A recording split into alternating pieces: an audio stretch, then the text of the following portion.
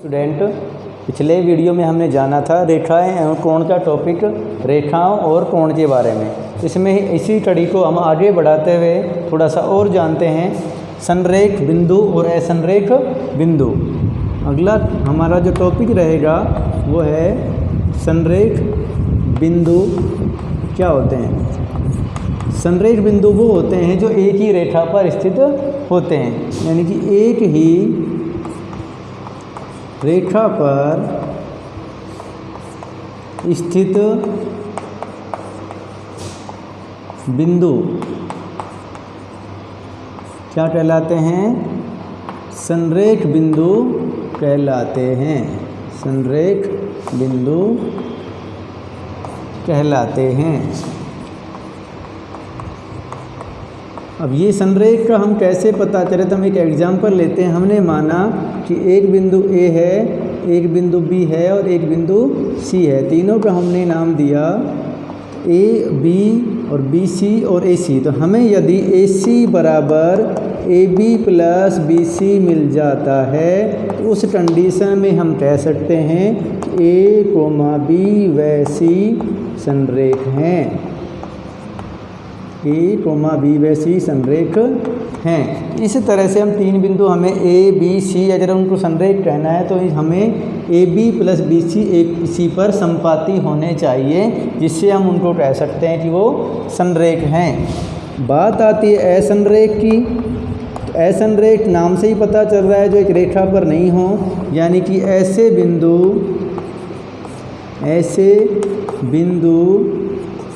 जो एक रेखा पर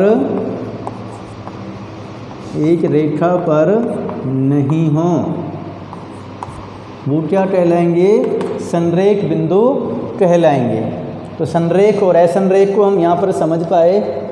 तो और हमने पिछले टॉपिक में कोणों के बारे में जाना था कि कोण हमारे कैसे होते हैं। न्यून कोण, अधिक कोण हमने जाना था, समकोण हमने जाना था। उसी कड़ी को आगे बढ़ाते हम देखते हैं कुछ कोणों के बारे में। हम पढ़ते हैं पूरक कोण।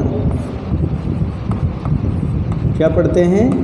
पूरक कोण। तो पूरक कोण क्या कहलाते हैं?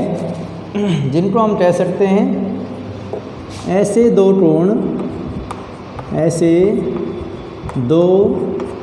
कोण जिनका योग 90 डिग्री हो।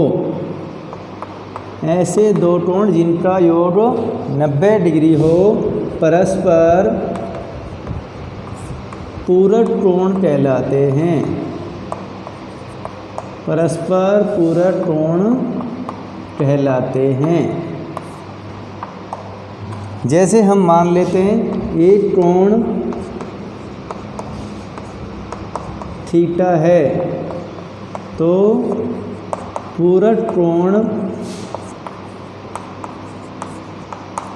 90 डिग्री माइनस थीटा होगा, यानी कि उसको 90 में से घटाने पर हमें क्या मिल जाएगा? पूरक कोण मिल जाएगा। इसी तरह से हम बात करते हैं किसकी? समपूरक कोण की। अब ये समपूरक कोण क्या होता है उसे समझते हैं। सेम इसी तरह का है। ऐसे दो कोण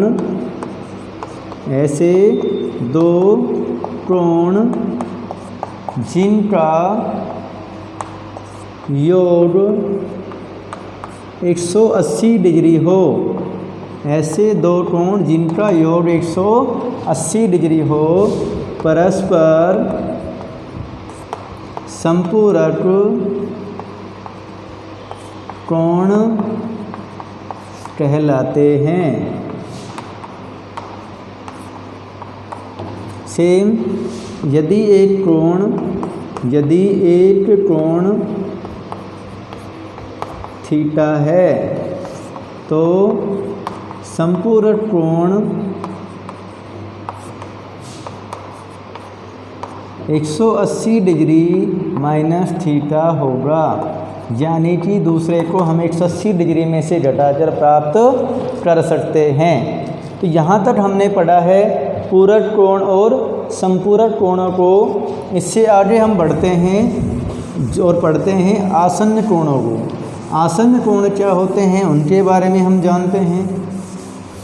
तो आसन्न नाम से ही पता पड़ रहा है जिनका आसन्न एक हो, आसन्न कोण। आसन्न कोण क्या होते हैं? यदि दो कोण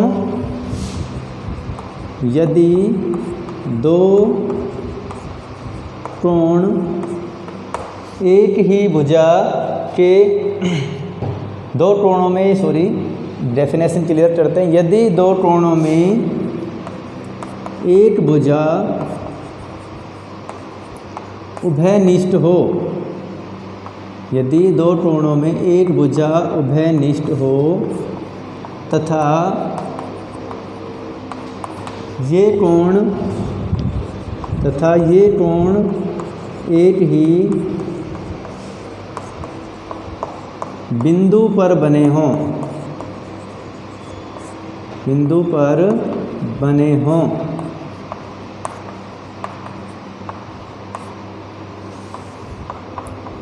और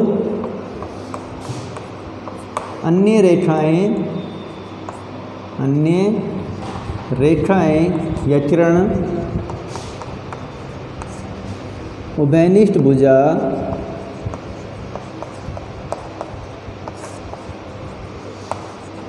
के विपरीत ओर हो,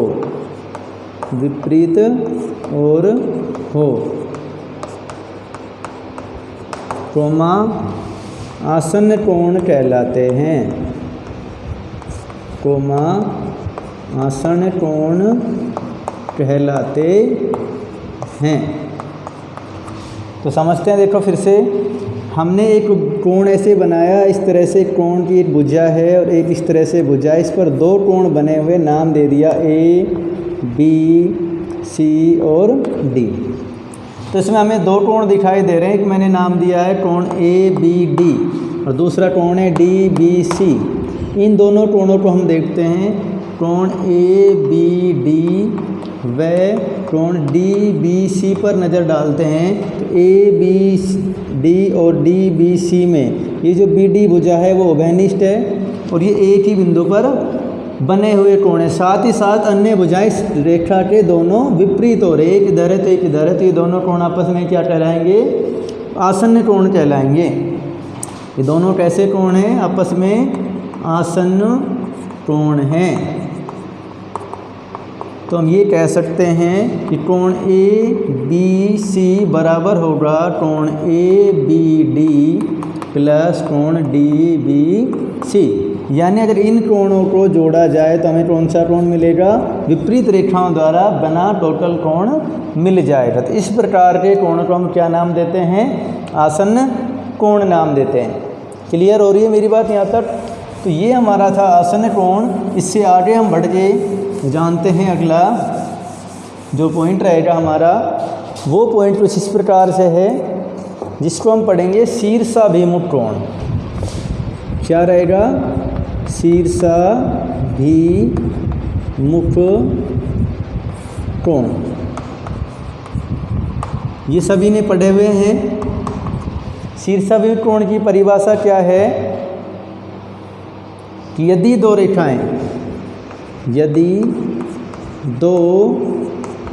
रेखाएं परस्पर प्रतिच्छेद करें, यदि दो रेखाएं परस्पर प्रतिच्छेद करें तो बनने वाले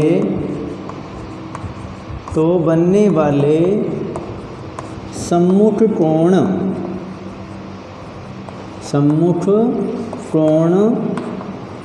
कोमा शीर्षाभिमुख कोण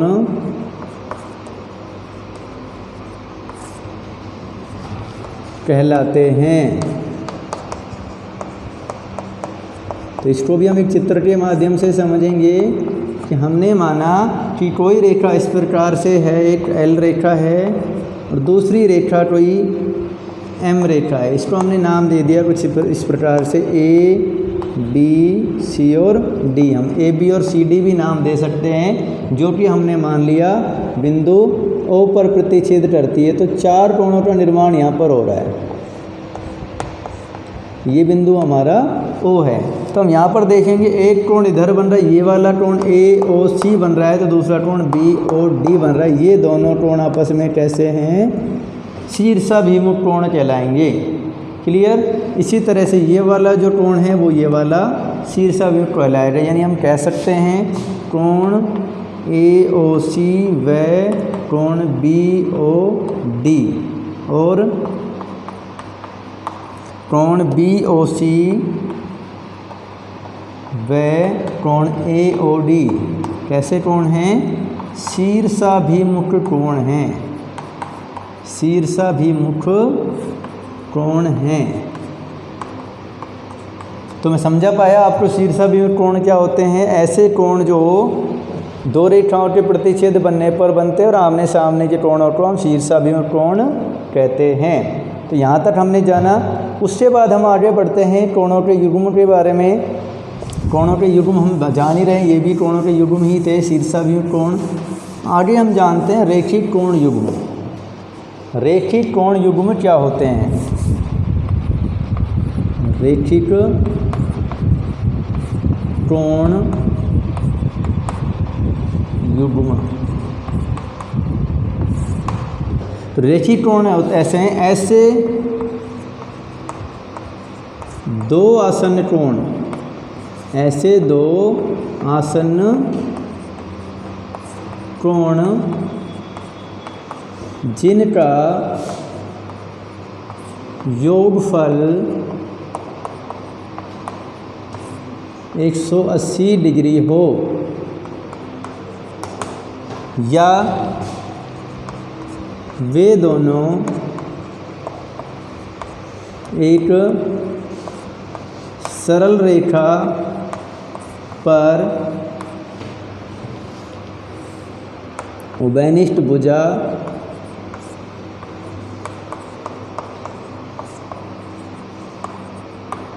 खड़ी करने से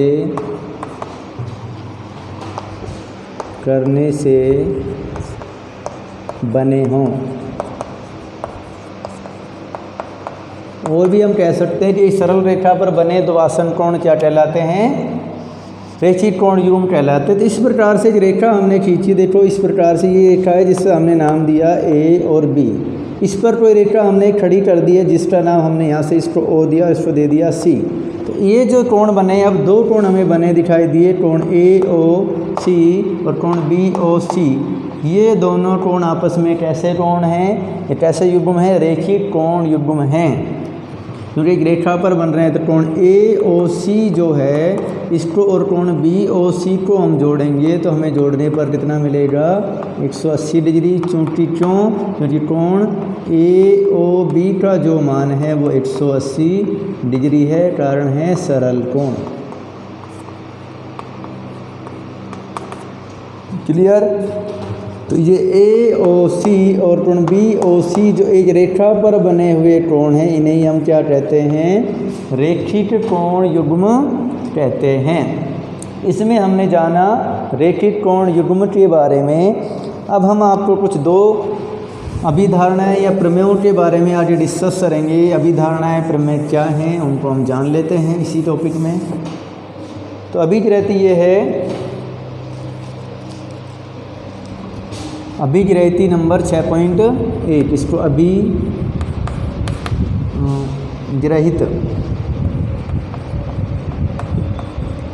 6.1 नाम देते हैं। इस अभिग्रहित के अनुसार यदि एक किरण रेखा, इस अभिग्रहित के अनुसार अभी हम जो पढ़ जाए वो ये, यदि एक किरण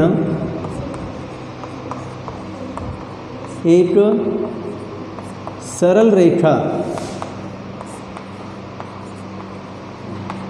पर खड़ी हो,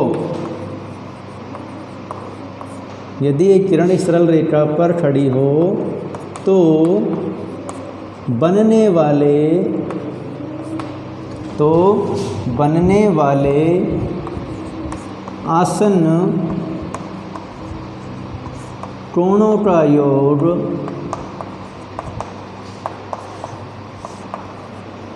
180 डिग्री होता है। जो कि अभी हम पढ़ चुके हैं, सेम उसी का बीजरहित बना हुआ है।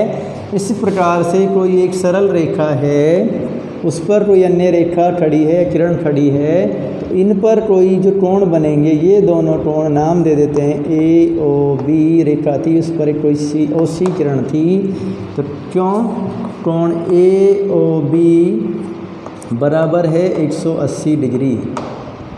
चूँकि कोण ए ओ सी प्लस कोण बी ओ सी बराबर भी है कोण ए ओ बी, इसलिए हम कह सकते हैं कोण ए ओ सी प्लस कोण बी ओ सी बराबर होगा 180 डिग्री। तो ये हमारी अभिग्रहित नंबर 6.1 सिद्ध हो जाती है। तो इसकी विलोम भी अभिग्रहित सत्य होती है, जो हम पहले भी पढ़ चुके हैं। विलोम हमेशा सत्य होता है। ये कहते हैं कि यदि किसी रेखा पर बने दो कोणों का योगफल 180 डिग्री है, तो वो दोनों कोण क्या होंगे, एक रेखा बनाती है, या दोनों कोणों का योगफल 180 डिग्री तो एक सरल रेखा पर बने कोण हैं। तो इस अभिग्रहित को आप आसानी से याद कर सकते हैं। तो इससे आगे जो होंगे हमारे प्रश्न होंगे, इसके ऊपर उदाहरण होंगे, उनके बारे में डिस्कस हम अगले वीडियो में करेंगे। तब तक के लिए आप इन चीज़ों को अच्छे से याद करें और आगे हम बढ़ते रहेंगे, जानते रहेंगे इन चीज़ों के बारे में।